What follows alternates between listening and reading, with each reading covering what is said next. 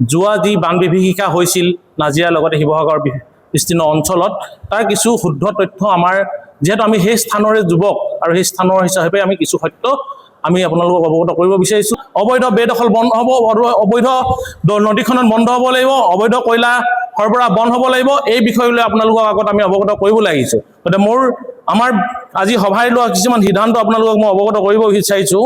প্ৰথম আমাৰ আমি এই সমিতিখনে সিদ্ধান্ত লৈছোঁ যে চৰকাৰে উক্ত বিষয়টো সত্য কিমান বিস্তীৰ্ণভাৱে আলোচনা কৰি এটা বাস্তৱ সন্মত যি কাৰণ তাৰ প্ৰথম তেওঁলোকে অসম চৰকাৰে আমাক অৱগত গোটেই অসমবাসীক জনাব লাগে। আৰু লগতে আমি উক্ত সমিতিখনে চৰকাৰক বিষয়বিলাক সত্য বাস্তৱ দিশ অৱগত কৰিব লাগে। সমাধান বিচাৰি ৰাইজকে এটা সমাধান সূত্ৰ আমি উলিওৱাটো আমি চৰকাৰৰ পৰা বিচাৰিছোঁ।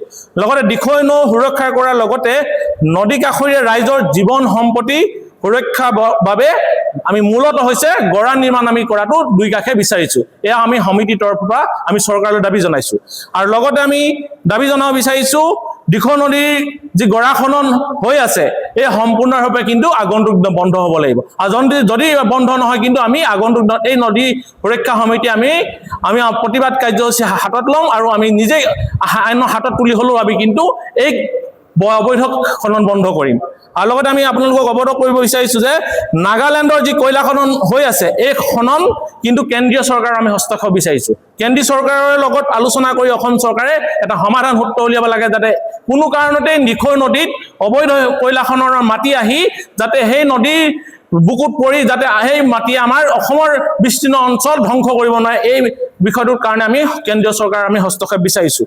আৰু লগতে আমি আপোনালোকক ক'বলৈ বিচাৰিছোঁ দিখৌ নৌ সুৰক্ষা সমিতিৰ তৰফৰ পৰা আমি এটা অনুষ্ঠান বিচাৰিছোঁ যে দিখৌ নৌ সুৰক্ষা সমিতিৰ উদ্যোগত স্থানীয় যিবিলাক অনুষ্ঠান প্ৰতিষ্ঠান আছে, যিবিলাক আমাৰ দল সংগঠন আছে, সাংবাদিক আছে, সমাজকৰ্মী আছে, সকলোৰ মাজত এখন মতামত সভাৰ জৰিয়তে এটা সমাধান সূত্ৰ উলিয়াব লাগে বুলিও আমি আজি সভাই আমি প্ৰস্তাৱ আমাৰ লগতে আমি দাবী জনাইছোঁ অসম চৰকাৰক।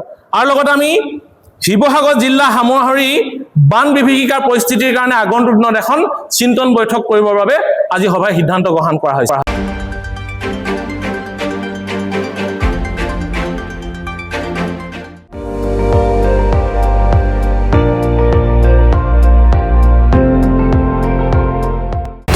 আপুনি চাই আছে ND24, সৰ্বশ্ৰেষ্ঠ নহয় সৰ্বোত্তমৰ দৌৰ।